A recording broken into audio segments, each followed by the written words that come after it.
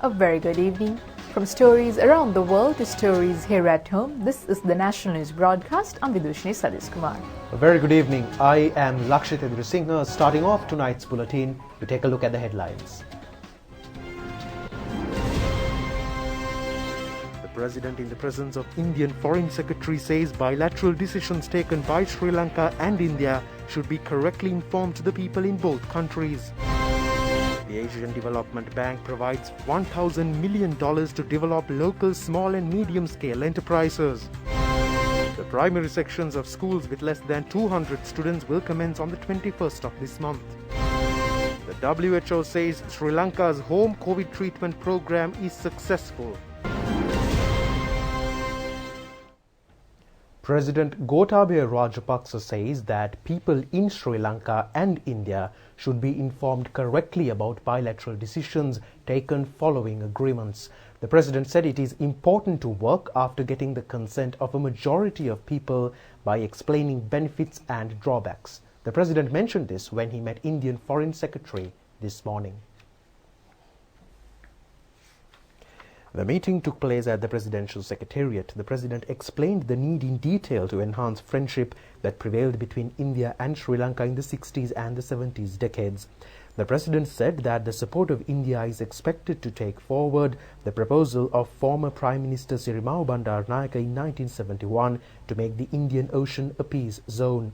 Both parties were of the view that short-term and long-term steps to be identified to take relations between the two countries into a higher level. The President pointed out that solutions can be found by giving benefits to the hardships faced by the fishermen in both countries. The President pointed out the need to find immediate solutions to the prevailing trade imbalance. Recalling his experiences in rescuing Jaffna Fort, the President said he has a sound understanding of the missing widowhood and results of the war. President Rajapaksa pointed out the immediate need to identify weaknesses and strong points in the 13th Amendment to the Constitution and to act accordingly. The aim is to prepare the background for the Tamil community who left the country to return. The President told the Indian Foreign Secretary that he made an open invitation at the UN to make the government's program success in this regard. It was disclosed that more than 90% of the lands acquired during the war period for security has been released. Paying compensation to the families of missing persons is taking place, and the need to provide speedy solutions to other problems were explained.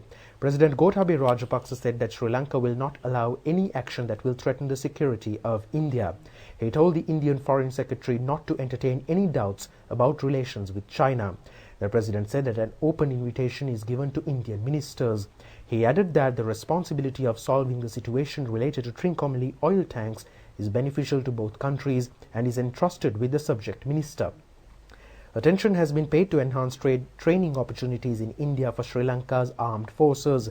The Indian Foreign Secretary commended the success achieved by Sri Lanka in COVID vaccination and praised the steps taken to control the pandemic. He said that the friendship can be taken forward strongly since both countries have equal views. The President informed the Indian Foreign Secretary that he invites the Indian Prime Minister for a state visit. Indian High Commissioner in Sri Lanka Gopal Bagle, President's Secretary Dr. P.B. Jayasundara, President's Chief Advisor Lalit Weeratunga and Foreign Secretary Admiral Professor Jayanath Kolambage were present on the occasion.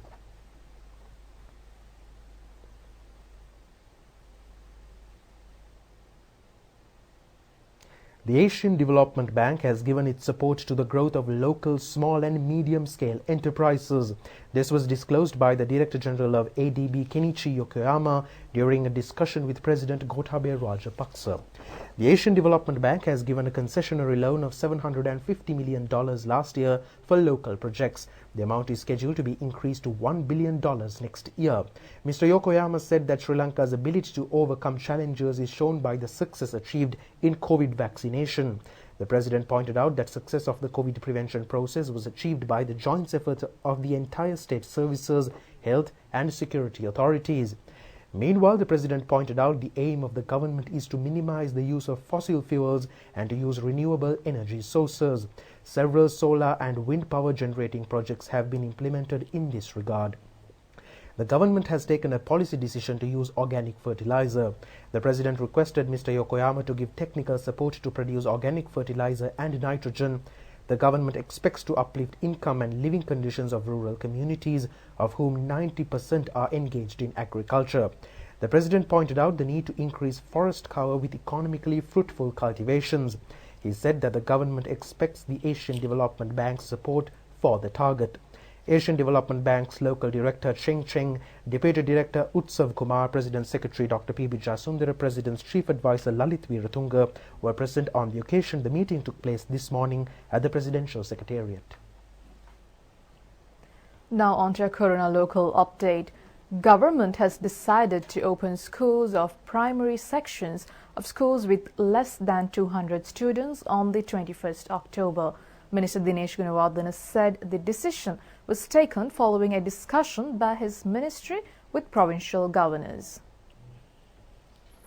3,000 schools from grade 1 to grade 5 will be opened in the first phase according to the Health Ministry regulations and school health guidelines.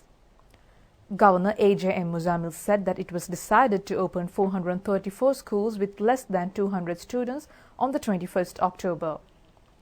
563 COVID patients were found from the country today. 31,265 are undergoing treatment at present. 477 have recovered from the virus. Accordingly, 477,851 have recovered from the virus so far.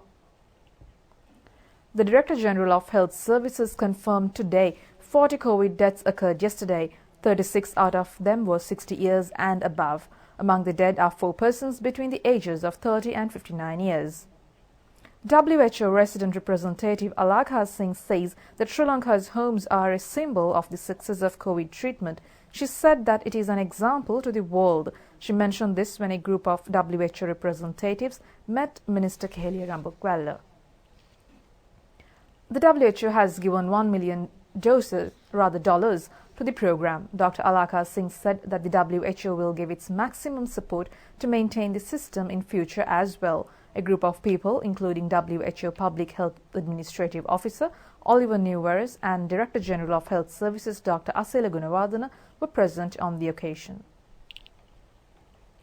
Director of the National Eye Hospital, Dr. Dhammika Alahapperama, said that clinics at the eye hospital are being conducted as usual.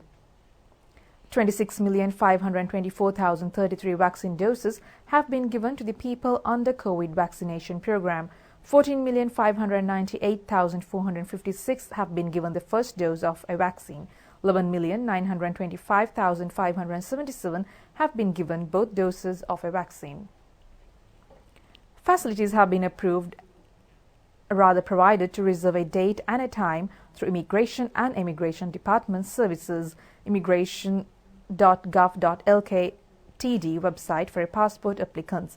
The department said the limited number of clients will be provided services at Bhattaramulla main services and at Mathura, Vavuniya, Kandy and Kurunegala regional offices. Deputy Director General of Health Services Dr. Hemantha Herath urged the public to adhere to health guidelines in order to avoid a further spread of the COVID-19 pandemic following the easing of restrictions. Well, he made these remarks during a media briefing today. With regards to the opening of the country in 2 weeks' time or so, everything depends on the behavior of the citizens of this country, where we have already allowed to carry out certain range of activities with restricted guidelines. And if these activities are adhered and there will be no adverse consequences, definitely there will be much more relaxation in the coming days. However, if not, probably this will be delayed. So therefore, we would like to urge every citizen of this country to act responsibly and make sure that we are not going to behave in any way that will promote the spread of the disease, and thereby fulfilling the obligation towards our other citizens. We should be able to reduce this disease burden further, and we can start our normal day-to-day activities, social activities, economic activities under new normal situation or under new normal conditions.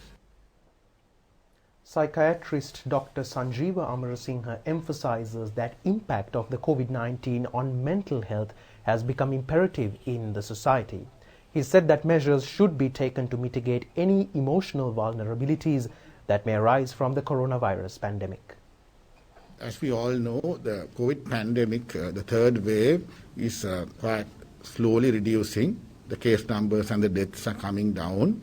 But we do see that the mental health impact of COVID pandemic is now becoming an important issue. There are several reasons why mental health has come to the forefront. COVID-19 itself has caused mental health issues. First, and of course, there's the economic and the social impact of COVID-19 and the lockdown. If you take in initial stage, at the height of the illness, many people were in severe fear and anxiety. And this fear and anxiety led people to become worried that they have got the illness when they really didn't have it. We all know when we are anxious, anxiety can have physical symptoms as well. We can see your heart will start beating. I'm sure all of you would have experienced that. Or we might start breathing fast. We may sweat. Our hands may tremble. We may get headaches. So a lot of people thought when they become anxious, when they got these symptoms, especially breathing difficulties and feeling shortness of breath, they thought that they are going to get COVID. And then the anxiety increases. But little by little, that situation is coming down now. People's fear is reducing. Of course, a certain amount of fear is always good, but that will help people to take precautions. So now we are talking about the post-COVID state. Now in the post-COVID state, people continue to have symptoms like fatigue and lack of energy and shortness of breath. And many people have mild depressive symptoms, which is well known even after other viral infections. Especially after a severe post-COVID infection, many people have symptoms of depression, like persistent sadness, not enjoying the things that you usually do, lack of interest, lack of motivation. They may have poor sleep, feeling tired all the time. For the vast majority, this will go off. Don't need to get worried. The vast majority, the symptoms will go off. But if the symptoms are persistent, you can seek help through either the 247 hotline or the 1926 hotline of the Mental Health Institute. Or we have psychiatrists and psychiatric clinics all over the country in all the general hospitals, as well as in the private hospitals. The fear of vaccination, that is due to the lack of knowledge about the vaccine and its side effects. When you take all the vaccines, the side effects are extremely rare. And when compare it with the danger of getting COVID, even a younger, chances of severe illness is much, much higher. It's like 1 to 2%, or as you grow older, it might even be more than 10, 15, 18%, right? And if your comorbidity is much higher. So when you compare that, the risk of vaccination is almost negligible. So please do get the vaccine and do not be misled by social media, and always do not share things that you see in social media blindly. Always look at official sites like the WHO site, the Ministry of Health. We'll now launch a COVID update from Australia. Australia will buy 300,000 courses of Merck and Company's experimental antiviral pill, Prime Minister Scott Morrison said today as Victoria logged the highest number of daily COVID-19 infections of any state in the country since the pandemic began.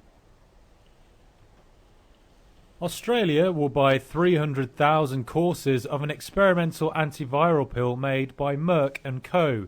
Prime Minister Scott Morrison made the announcement Tuesday.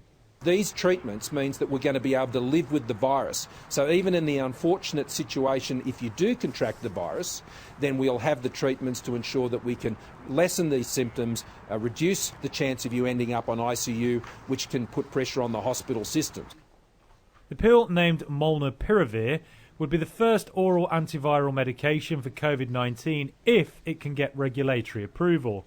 Experts say it could halve the chances of dying or being hospitalised for people most at risk of getting severe COVID.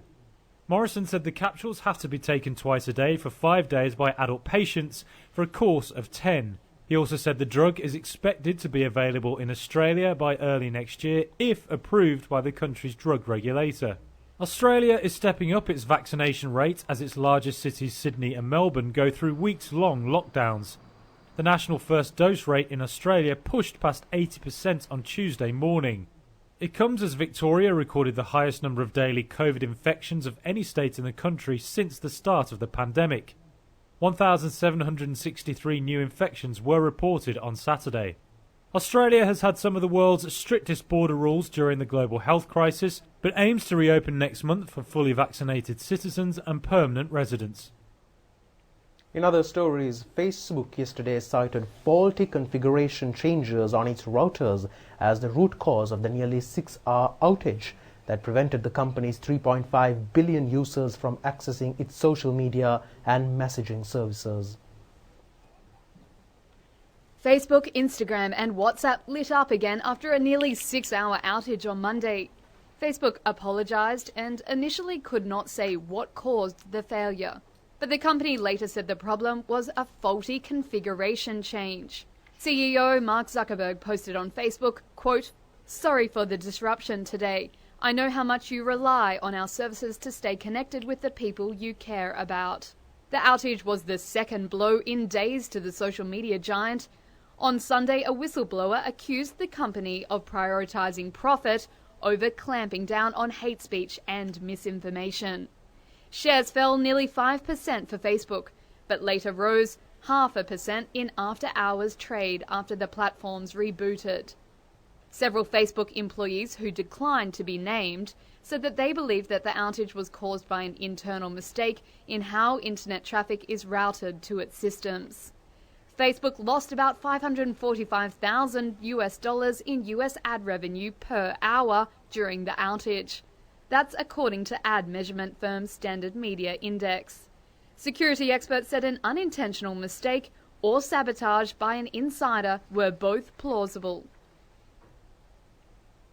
Back on your local update, State Minister Shehan Semasinga says that an investigation is conducted to look into the assets of Mr. Thiru Nadesan mentioned in the controversial Pandora Papers. The accusations are levelled against everyone who ruined the country from 1990 to 2000. Pandora Papers report details between 1990 and 2000. Several government and opposition members expressed their views about the matter in Parliament today. Parliamentarian Vijitha Herat said that this is not the first occasion highlighted Pandora Papers. There was a problem earlier related to Vidya Amarapala. However, this is the first occasion where a politician's name is mentioned. According to reports, the account has commenced in 1991. It is the responsibility of the government to reveal details about the account. Parliamentarian Tushara Indranil said that the name of Nirupama Rajapaksa, a politician, has been mentioned internationally in connection with earning money in an inappropriate manner. State Minister Shehan Semasinga said that those at that time could not answer about the accounts of Vidya Amarapala. All accusations are levelled without understanding the information properly. If the person called Thiru Nadesan has been involved in an inappropriate transaction, he had been assisted by Ranasinghe Premadasa, J.R. Jayawardena and D.B. Wijayatunga. He said all those accusations should also be levelled at Mr. Sajid Premadasa. Economic analysts say that price control is a weapon similar to a boomerang. They mentioned this during a discussion today at the Department of Government Information. Economic analyst and Chief Operations Officer of Advocata Institute, Dhananath Fernando, said that price control is not a successful concept. He said it has not been possible to reduce price by controlling price. It can lead to more serious issues. Credit charges are high because of the consumption pattern of the people has changed due to COVID. ගෙන්නන එකේ මිල වැඩි දේශීය එකේ මිල අඩුයි. ඉතින් මම හිතන්නේ දේශීය කර්මාන්තකරුවන්ට කරන්න පුළුවන් ලොකුම උපකාරය තමයි මේ වෙලාවේ මිල වැඩි වෙන්න දෙන එක. අනිත් එක මේක රජය අල්ලන් ඉන්න දැන් අපි මේක අඩු කරාම කියමුකෝ ෂාන්. අඩු කරන්න වෙන්නේ රජයට මේකට යම්කිසි සහන ආධාරයක් දීලා. ඒකත් වක්‍රාකාරයෙන් එන්නේ ජනතාව පිටටමනේ. එතකොට අපි ඇත්තටම කිරිපිටි මිල අඩුවට ගත්ත කියන එකේ තේරුම ඒ දකින්න මිල අඩුවීම විතරයි. නමුත් කවුරු හරි ඒක බොන කෙනා කවුරු හරි ඒක ගෙවනවා. ඇත්තටම දැන් එතකොට ගොඩක් වෙලාවට වෙන්නේ කිරිපිටි නොබන කෙනාට තමයි Management consultant Nishant Kamaladasa said that price control is similar to a boomerang. The results of such attempts can go wrong at times. One step can have an impact on several other steps. The best method is to prepare regulations to create a healthy competition in the marketplace. A renowned archaeologist and a former Director General of Archaeology Dr. Shiran Derniagala passed away this morning. The funeral is scheduled to be held at 11 a.m. tomorrow at Kuruvita Family Burial Ground. Mr. Derniagala was 97 years of age at the time of his demise. He is considered an expert on prehistoric archaeology, an excellent intellectual. He is a pioneer to popularize Sri Lanka's prehistoric information worldwide. Following excavations by him in Pahiyangala cave in 1968, human skeletons old more than 47,000 years were found. Excavation Division of the Archaeology Department has been commenced under the supervision of Mr. Derniagala. He became the Director General of Archaeological Department in 1992 and retired in 2002.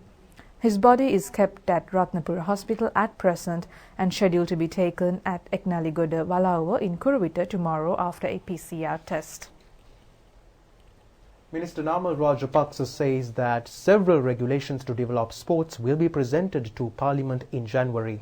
He said in Parliament today that views and proposals of the opposition are also expected. Parliamentarian Chaminda Vijayasiri said that sports do not develop due to frauds. You may have introduced a program to eliminate that. However, there is politics in the act. Minister Namal Rajapaksa said that there can be shortcomings in certain associations. False accusations are levelled against them, stating that it's politics. Such attitudes should be changed to rectify all those. The program has been prepared to do so. It is expected to introduce regulations as an amendment to the present act in January. The act will be brought to develop sports. State Minister Piyal Nishanta says that providing education to children will commence this month despite obstacles. The State Minister mentioned this during a function today at the National Child Protection Authority. The ceremony has been organized in connection with the World Children's Day. Several programs took place on the occasion, including launching of a national data system on child abuse and the modernized website in English. Chairman of the authority, Professor Mudita Vidanapatirana, and a group of people were present at the ceremony. State Minister Piyal Nishanta said that the relationship between the teacher and the student in a classroom is very valuable. The classroom contributes to create a child with knowledge and skills. Despite the challenges, the government will commence providing education to children in a classroom. A program is scheduled to be launched from the 15th of this month in connection with preschools. The second spice shop under the government's Kulubadu Mandira program to provide high-quality spices to the people was opened yesterday at Kalawana Central Bus Stand. 18 varieties of spices can be purchased at fair prices by the public from the shop. The program is implemented by the State Ministry of Minor Crops Cultivation Development, Related Industries and Export Promotion. The State Ministry has planned to set up such outlets in all cities of the country. State Minister Janaka Wakkumra and a group of people were present on the occasion. And that's all the stories for tonight. We'll see you tomorrow at the same time. Until then, stay safe and good night. Good night.